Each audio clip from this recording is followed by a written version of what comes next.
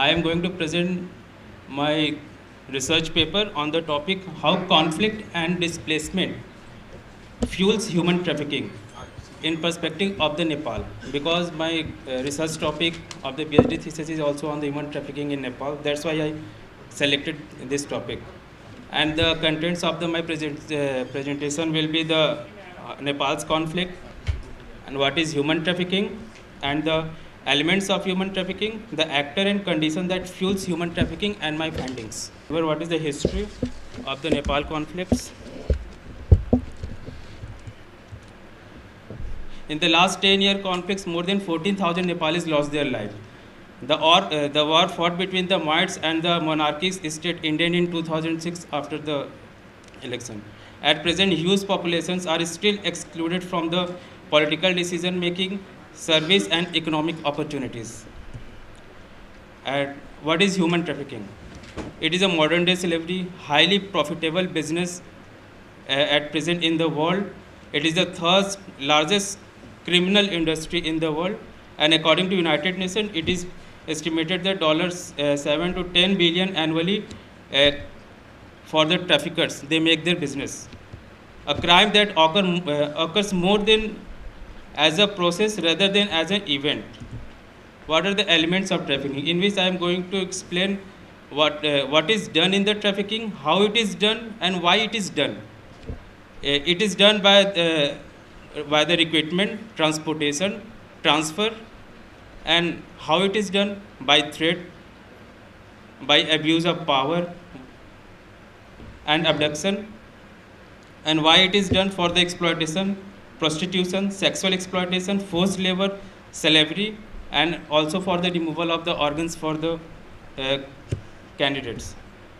And what are the actors that conditions the fuels human trafficking? Illegal armed groups and arms conflicts which are present in the Nepal, internal displacements, like so many Nepalis used to migrate from Nepal to India in the search of job or so many other things, forced recruitment, urban displacement, victimization of women, lack of economic opportunities, gender discrimination, particularly in the access to employment and education, socio-economic inequalities, tolerance of gender-based violence, conflict, breakdown in law and order, growth of global commercial sex industries, unregulated labor markets that enables exploitative practice to flourish, and for the global demand for the slave laborers, child labor, sex trafficking for the prostitution, and child soldiers.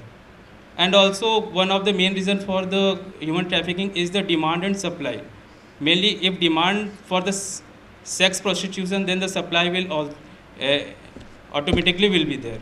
If we decrease our demand, then the supply will automatically be get hampered.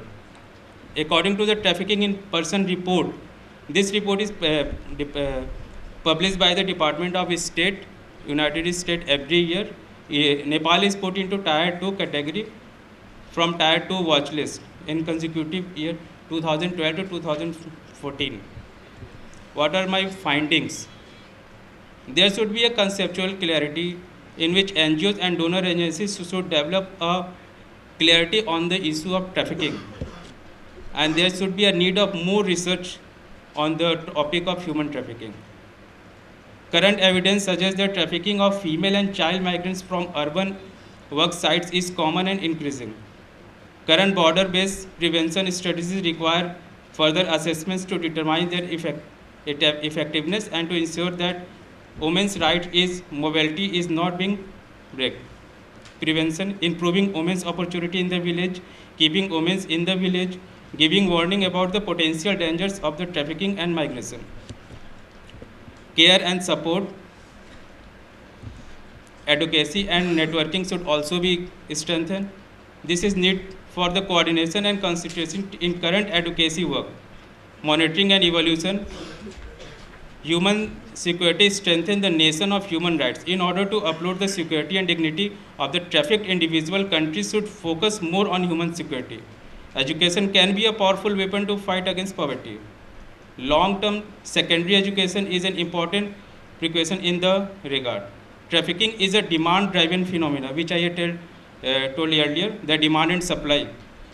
Reducing demand can help to reduce trafficking. There is a huge demand of girls for the sex, there is huge demand for the labors, for the industries. If we decrease our demand, then the problem of the trafficking can be solved. Accountability and efficiency of the law enforced are being very important. At the same time, capacity building of the law enforcement officials against corruption and trafficking is a must. Thank you.